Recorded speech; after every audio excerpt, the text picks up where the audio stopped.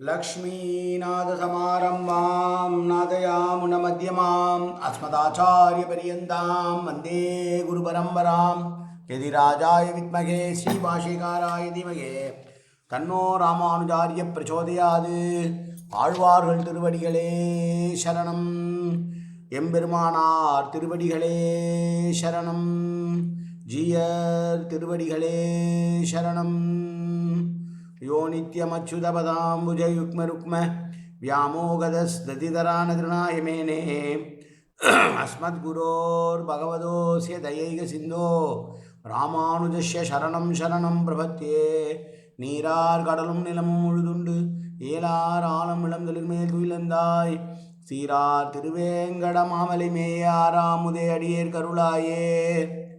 எல்லாம் அல்ல ஏழுமலையான் பெருங்கருணையால் 2025-26 அனாத்தியாயன காலத்தினுடைய 50வது நாள் பதிவேற்றம்.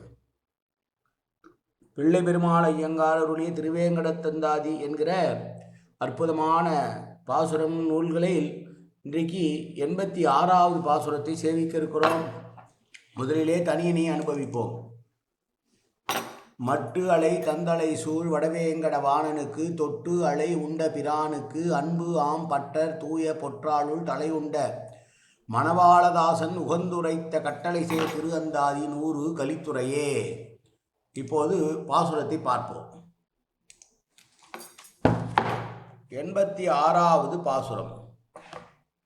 சேரும் மறுக்கமும் நோயும் மரணமும் தீவினையின் வேரும் அறுக்க விரும்பி நிற்பீர் வடவேங்கடத்தே வாரும் மறுக்க அறியான் எவரையும் வாழ அருள் கூறும் மறுக்கமலை அணிமார்பன் கை கோதண்டனே. தீவினையால் வந்து சேரக்கூடிய மனக்குழப்பம், நோய், பிறப்பு, இறப்பு என்கிற மீண்டும் மீண்டும் சம்சார சாகரத்திற்குள்ளேயே உழன்று கொண்டிருப்பதை தொழிலாக கொண்டவர்களே, ஒருவேளை நீங்கள் அதிலே மாற்றம் காண விரும்பினீர்கள் என்றால், இதனுடைய மூலத்தை அழிக்க வேண்டும் என்று நினைத்தால், அப்படி இருப்பவர்களே நீங்கள் வடக்கிலே உள்ள திருவேங்கட மலைக்கு வாருங்கள். அங்கே நின்ற கோலத்தோடு இருக்கின்ற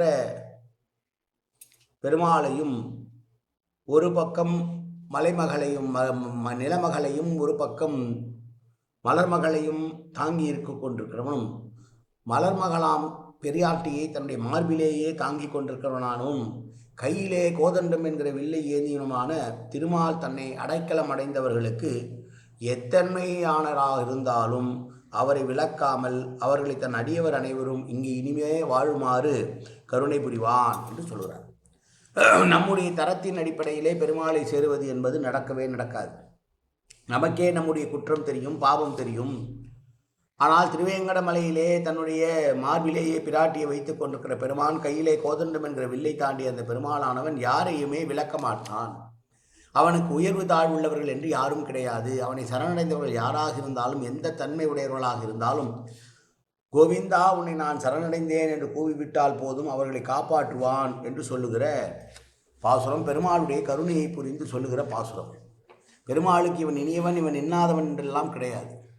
ஒரே நேரத்தில் அர்ஜுனனும் வருகிறான், துரியோதனனும் வருகிறான் என்று சொன்னால், துரியோதனன் அவனுடைய நடவடிக்கையால் கண்ணனிடம் பாசம் இல்லாமல் இருந்தானே தவிர, பக்தி இல்லாமல் இருந்தானே தவிர, அர்ஜுனனும் அவனுடைய பாதத்தையே நோக்கி கொண்டு அவனுடைய பாதத்தையே